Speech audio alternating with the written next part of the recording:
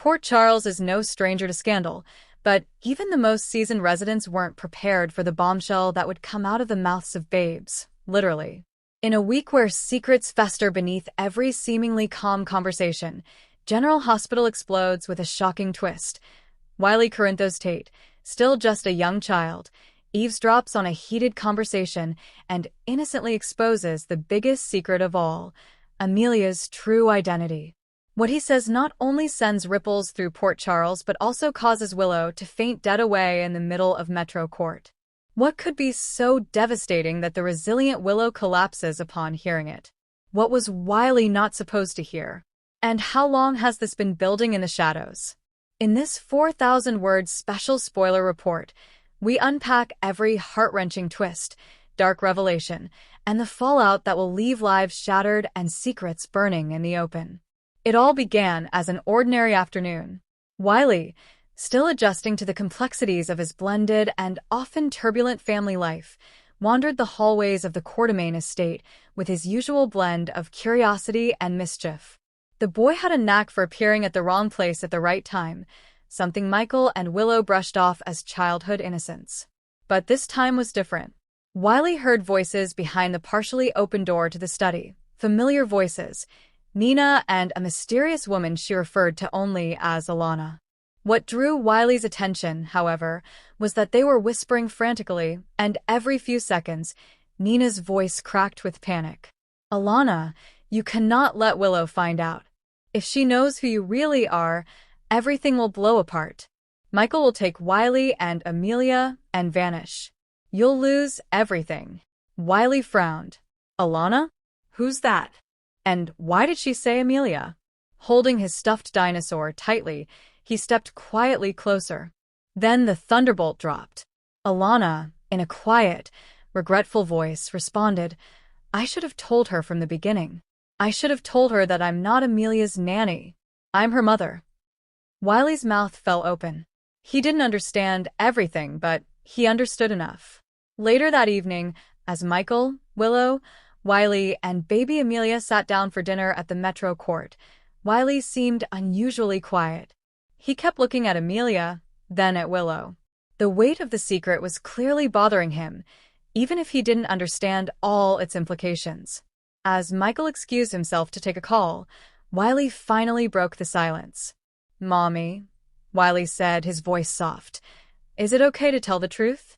Willow, smiling gently, replied, "Of course, sweetheart." "Why?" Wiley hesitated. "Because I heard Aunt Nina and a lady named Alana talking. She said she's Amelia's mommy." Silence. Time stopped. The clatter of a spoon falling to the floor sounded like a bomb detonating. Willow's face turned ghostly pale. "What did you say?" Wiley repeated it, innocently. "She said she's Amelia's mommy. But I thought you were Amelia's mommy." Before another word could be said, Willow's hands trembled, her breathing grew rapid, and then her eyes rolled back. She collapsed. Right there in the middle of Metro Court. Chaos broke loose. Michael rushed back as screams echoed from their corner of the restaurant.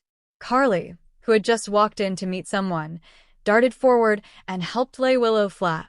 A paramedic was called, and within minutes, a crowd formed around the motionless woman. But amid the panic, Michael locked eyes with Wiley. "What did you say to Mommy?" he asked gently, kneeling down beside his son. Wiley sniffled. "I was just being honest." Michael pressed further, concern giving way to dread. "Tell me exactly what you heard." And when Wiley repeated the overheard conversation, Michael's heart dropped into his stomach. He knew Nina was involved. But who the hell was Alana?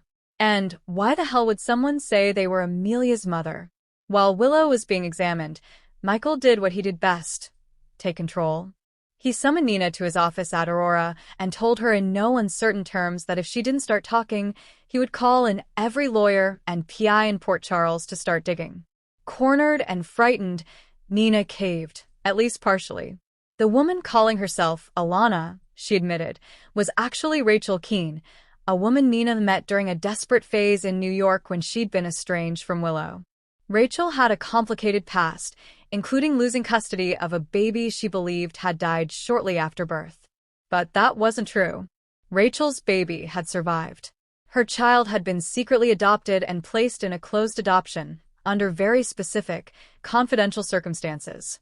Somehow, through a convoluted twist of fate, and perhaps with some gentle manipulation by Nina, that child had turned out to be Amelia. Rachel had tracked her daughter to Port Charles and, using a false name, inserted herself into Willow's life as the nanny.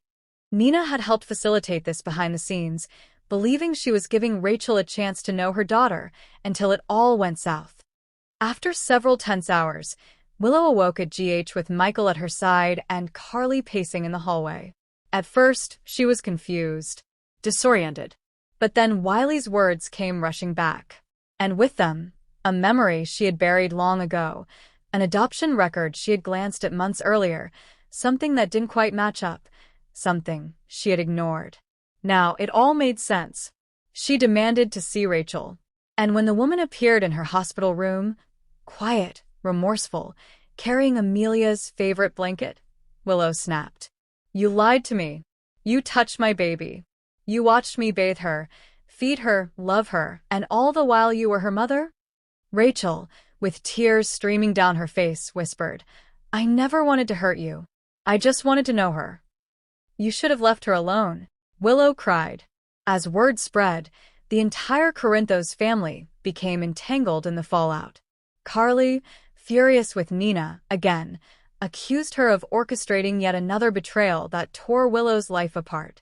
Sunny, stuck in the middle, tried to understand Nina's motives but failed to justify them. Christina was livid. Jocelyn nearly stormed into Nina's office ready for war.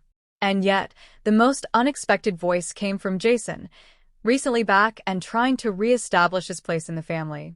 After learning the full scope of what happened, Jason warned Sunny, "This isn't just a family crisis. If this gets into court, there's going to be a custody battle that will tear everything apart." Jason was right, because even as Willow demanded Rachel be removed from Amelia's life, Rachel had already contacted a lawyer, intent on filing for parental rights. Michael, determined to get clarity, ordered an emergency DNA test. The results came back in less than 24 hours, and they stunned everyone. Amelia was indeed Rachel's biological child. But the test also revealed something else. Willow and Rachel are half-sisters. They share the same mother, Harmony. This revelation threw everyone into a tailspin. It explained why Amelia had unknowingly been placed so close to Rachel. It also meant that Rachel was not just Amelia's mother, she was family. As the adults argued, cried, and prepared for court battles, Wiley sat quietly in his room with Amelia. He didn't understand everything, but he understood that his truth-telling had changed the world around him. And he missed how it used to be. When Willow came in to tuck him in that night, he looked up and said, "Did I do something wrong?" Willow broke down in tears. "No, Wiley. You were brave. You told the truth.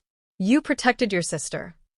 Because that's what he had done, what no adult in Port Charles had the strength to do. As the story spreads through Port Charles, lines are drawn. Carly and Drew support Willow. Sunny, torn between his wife and the mother of his grandchild, begins to see Nina's manipulations in a new light. Brooklyn tries to hold Michael together as he wrestles with the fact that he may lose Amelia, not because of custody, but because of fate. And Nina? She's watching everything she fought for, Willow's forgiveness, Sunny's trust, her new family, burn to the ground. Just when it seems the dust is settling, a new player arrives in Port Charles, Rachel's ex, a powerful man with ties to Cyrus Renaud, who believes Amelia should be raised by her father. And he's not afraid to use violence to make that happen. Meanwhile, Willow, still recovering, receives a mysterious letter from Harmony's old spiritual group, a confession that could change everything once again. In the end, it wasn't a villain, a mobster, or a manipulative schemer that upended Port Charles. It was a child who listened, who loved, and who told the truth. And now, the city will never be the same. Stay tuned, because General Hospital has only just begun unraveling this tangled web. And the consequences? They're only getting started.